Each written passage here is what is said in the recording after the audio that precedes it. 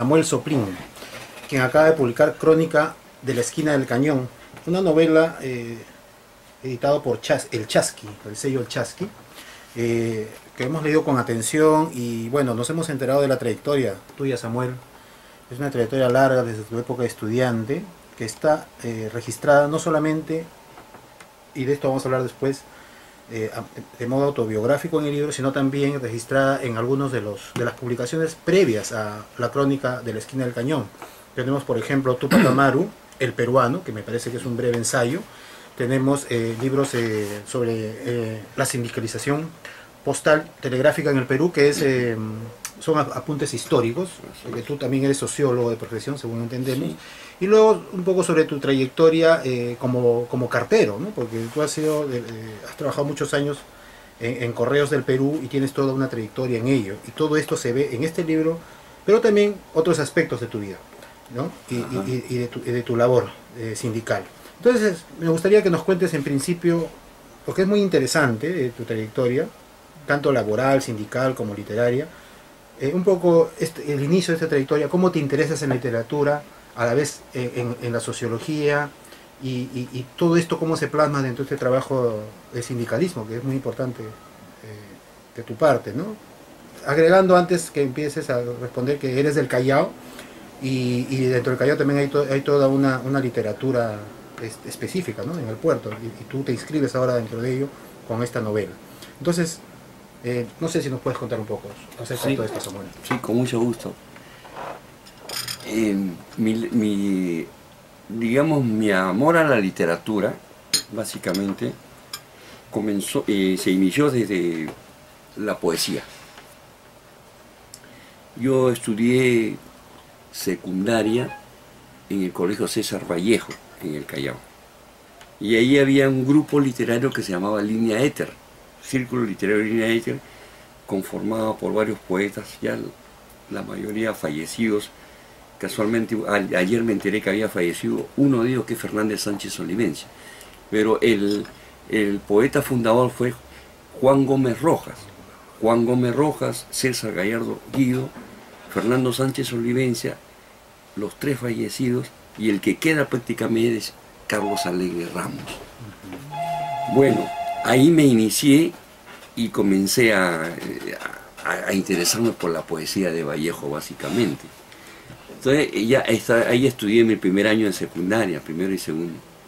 Luego, cuando algunos años fui miembro del grupo literario Línea Éter, aunque escribí algunos poemas pero sueltos. Yo nunca me he considerado poeta en realidad, pero escribí algunos poemitas, bueno, que ahora los tengo inéditos.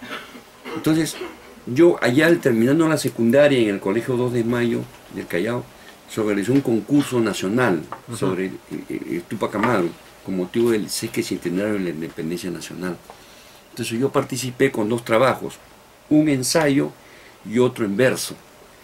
Entonces y ganó el segundo premio del concurso de Túpac Amaru, el que tuve en verso. Entonces me dieron un premio muy importante, pero lo que yo considero que fue lo más importante de todo ahí fue que la edición que lo hice en mimeógrafo, la edición, el prólogo lo hizo el historiador Carlos Daniel Valcárcer. Y Carlos Daniel Valcárcer pues es un erudito en Túpac Amaru.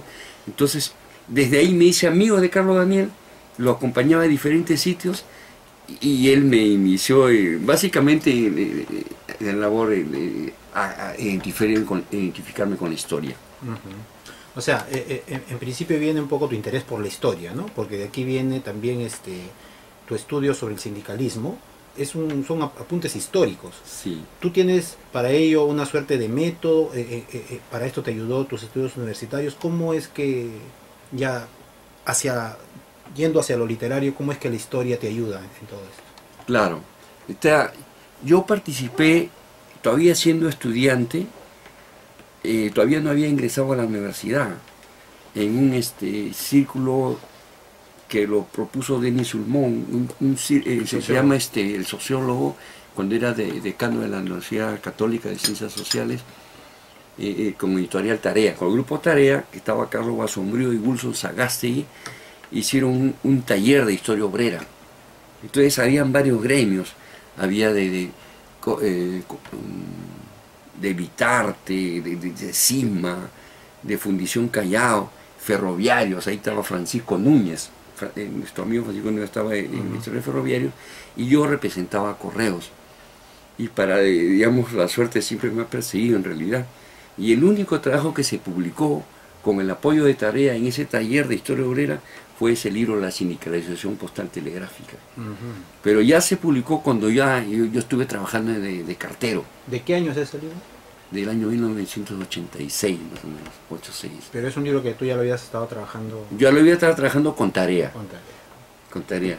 Porque cuando yo fui al primer congreso de sociología, que fue en Huacho, me vinculé con el profesor Solomón y él me ayudó y me dijo que vaya a la Católica, a la biblioteca, y ahí me fue formando junto con Francisco Verdera, Isabel Yepes. Se hicieron amigos míos y ellos me ayudaron en esta cuestión de, sin querer, entré a la cuestión histórica. Ahora, luego, a mí me llama la atención cómo has ido ingresando al mundo de la ficción, porque hay que definir que Crónica, a pesar de que el libro tiene como en el título la palabra crónica, yo entiendo de que esto es literatura, pese a su aspecto autobiográfico. Pero de todas maneras hay dos libros interesantes cuyos títulos son Crónica de una despedida y El último cartero en la línea del telégrafo. ¿Tú los defines como crónicas estos libros o crees que ya hay aspectos donde tú has recreado con la imaginación, has ficcionalizado?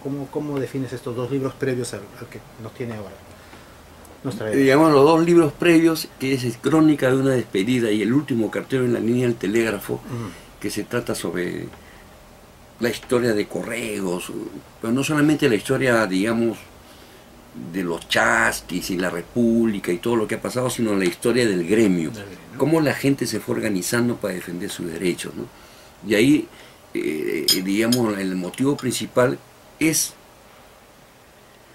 cómo en la época de Fujimori despidieron a 500.000 trabajadores. Los despidieron prácticamente de una manera enmascarada, porque fue un despido, fue una coacción que se hizo ahí. Entonces eso a mí me impresionó eso, ¿no? Entonces comencé a escribir eso. ¿Tú fuiste uno de los despedidos? Sí, yo fui uno de los obligados a renunciar, porque nos obligaron a renunciar. O sea, la gente con 20 años de servicio, 18 años de servicio, le daban como 400 soles o 300 intis. Era la compensación que le daban. Entonces, mucha gente no tenía derecho a jubilación porque no alcanzaba el tiempo y ya tenían más de 40 años, que era difícil conseguir un trabajo más o menos estable. O sea, la gente que votó Fujimori en la calle se quedó en la disyuntiva de no alcanzar una jubilación y no tener dónde trabajar porque ya la edad le ganaba. O sea, realmente fue una cuestión dramática que eso a mí me impulsó a escribir ese trabajo, porque primero fue la parte teórica, ¿no? En la Crónica de una despedida, la parte teórica, y en el último cartero es ya la parte de cómo ellos ganan el derecho, consiguen. Más de 38.000 personas consiguieron el derecho por su lucha. Esos dos libros habría que ver en todo caso juntos, para entender todo el proceso del despido. Claro. Pero antes de esos dos, cuando yo viví 4 años en Estados Unidos, tenía la idea de escribir algo sobre los inmigrantes en Estados Unidos, la situación digamos, desde el racismo y la situación que viven ellos, los latinos en Estados Unidos. Entonces bosquejé un trabajo para hacer eso, pero sin embargo a la hora que comencé a escribir ya no me salió el escrito de la situación de los inmigrantes en Estados Unidos, y me fue saliendo Crónica de la esquina del cañón. O sea, Crónica yo la tenía bosquejada antes de publicar los dos libros. Antes de publicar Crónica de una despedida y la del cartero, yo ya tenía en la mente escribir esta que es la Crónica de la esquina del cañón, que se trata sobre la historia de mi barrio en el Callao. Pero ¿por qué yo le pongo Crónica? Porque yo les tenía un poco de temor de decir que es una novela. Yo veía que una novela era demasiado para mí. Entonces me contentaba que ponerle Crónica y hacer un trabajo histórico y recrearle con un ensayo y matizando algo de literatura. Porque yo no he estudiado literatura, yo estudio sociología. He asistido a algunos talleres de literatura con Cromwell Jara, con el profesor el Jaujino, que escribe cuentos, Edgardo Rivera Martínez, con ellos asistí a taller de cuentos, con Cromwell Jara, y ahí más o menos fui un poco agarrando la cuestión literaria, pero yo no estudiaba literatura, entonces me sentía corto ponerle novela. Pero en la medida que fui avanzando, inclusive la crónica de la esquina del cañón yo se la di para que vea el manuscrito del profesor Niesen, que es también es escritor, Gabriel Niesen. Entonces Gabriel vio y me dijo, Samuel, tienes que trabajarlo un poquito más. Eso yo te estoy contando hace unos 4 o 5 años atrás. Entonces ese libro, esa crónica yo la tuve ahí. O sea, en realidad yo me he demorado para escribir la crónica algo de más de 5 años. Entonces la tuve ahí en stand-by, trabajándola. Entonces con la experiencia literaria que escribí con los 2 libros que publiqué, ya me sentí yo capacitado para agarrarlo nuevamente y comencé a darle, ¿no? Y ya en la última etapa me ayudó Gabriel y el profesor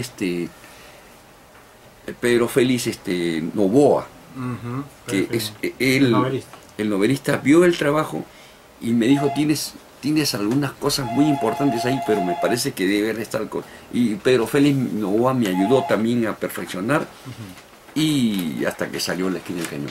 Sí, porque definitivamente, pese a todo el elemento autobiográfico, ¿no? Y hay toda una especie de, inclusive se habla de un subgénero narrativo de lo autobiográfico, de todas maneras hay un manejo narrativo, hay técnica, hay manejo de tiempos, ¿no?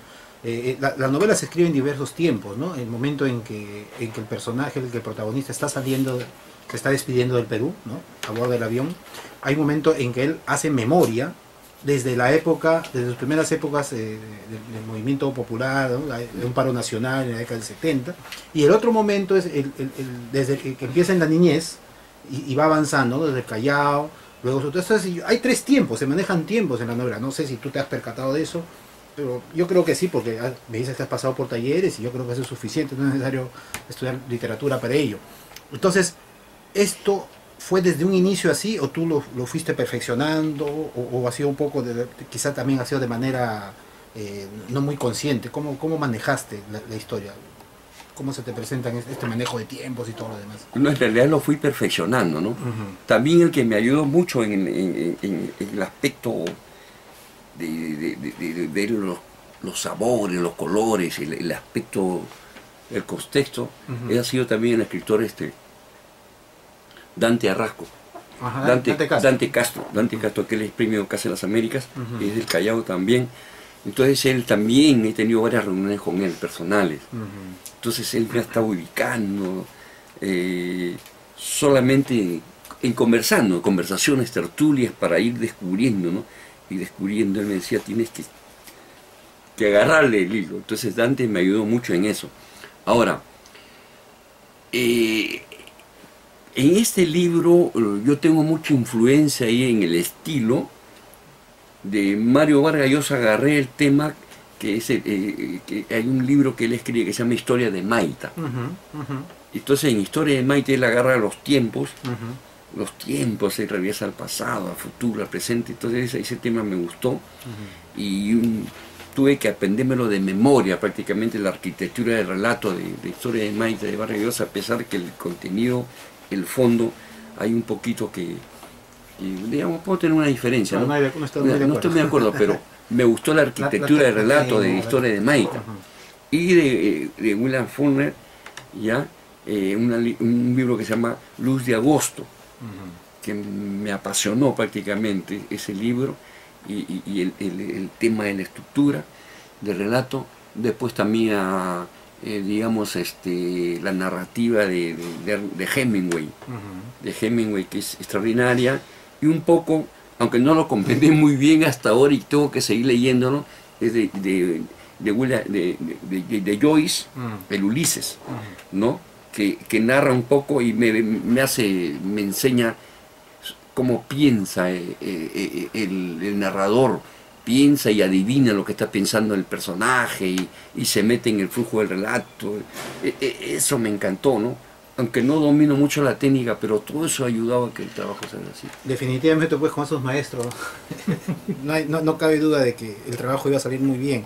Yo por eso te decía que esto definitivamente es una novela que uno la lee de manera muy fluida, el trabajo de la estructura, como yo cuenta, está bien sutil, bien hecha, y uno no se atraca, ¿no?, en la lectura. Y a mí me parece que el resultado final está bien.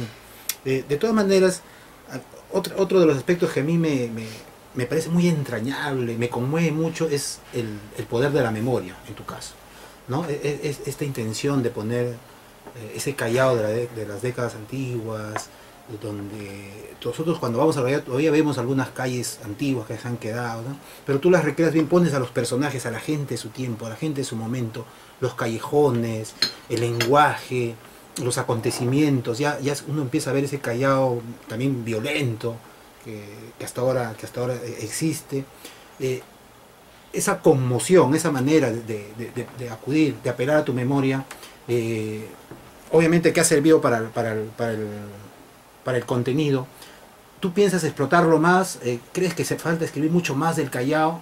¿Cuánto sobre la narrativa del Callao misma te ha ayudado en el libro? ¿O solamente esto es cuestión de tu experiencia personal?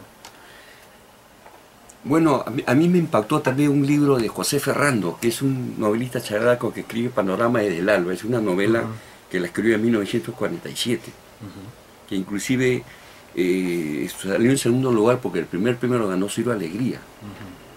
Y supongamos que hubiera ganado el primer premio, la de Ferrando, sería extraordinario, un escritor chalaco, ¿no? Y después hay otro escritor chalaco, Alberto Tucunada, escribió una novela que se llama Corralón. Y últimamente vi un poco un trabajo de Ampuero, que se llama Loreto, que habla sobre la situación de Loreto y las fechorías de alguna gente, ¿no? De la calle Loreto. De la calle Loreto. Pero lo que yo narro ahí, digamos, es la parte, porque a mediados de la década de 1960, donde está contextualizado el libro, era diferente la situación. No había tanta bandolerismo como hay ahora, y trato de rescatar eso. Ahora estoy escribiendo actualmente otra novela, es sobre la perla, o sea, la perla Callao. Y más o menos que yo diría que es como la continuación de esto, es la continuación de algunas cosas que se dieron a una persona que estuvo haciendo un taxi al aeropuerto y lo acusaron de que llevaba droga, ¿no? Y fue involucrado y estuvo preso varios años. Después, o sea, varias historias que las tengo en mente, que ya la vengo bosquejando, pero más o menos con la misma idea, ¿no? No tanto de ver la violencia, sino describir el panorama y que la gente sepa realmente lo que es el Callao, porque yo lo adoro y me identifico mucho con el Callao. Ahora, la otra parte importante del libro es tu incursión, tu presencia, bueno, y la del protagonista, en este caso, política, ¿no? Narras muy bien y nos enteras de cómo hay la formación de estos cuadros políticos de izquierda en el Callao, los trotskistas, los marxistas, cómo se enfrentan, cómo debaten, cómo discuten, el accionar de ellos. Hay otros libros que ingresan en este terreno, me parece que no. A mí me parece que esto es un poco inédito, salvo que mi desconocimiento... Sí, yo pienso que no se ha escrito. Y hay muchas cosas de que ahí que la mayoría son ciertas, sino que están con nombre, con seudónimo. Personas que han militado mayormente en el trotskismo. O sea, yo tenía mucha acercamiento por el trotskismo, por León Trotsky. Me identifiqué con un libro que se llama Historia de la Revolución Rusa, que narra de una manera extraordinaria el acontecimiento de la revolución. Y también he leído Mi vida, ¿no? De Trotsky, y son libros para mí importantísimos que me impresionaron de muy joven.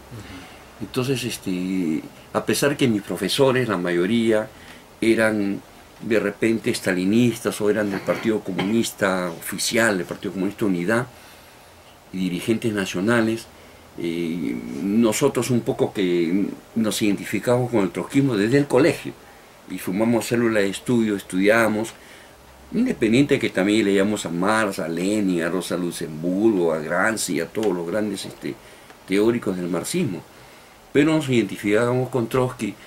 Y bueno, no sé si a mucha gente no le gusta, ¿no?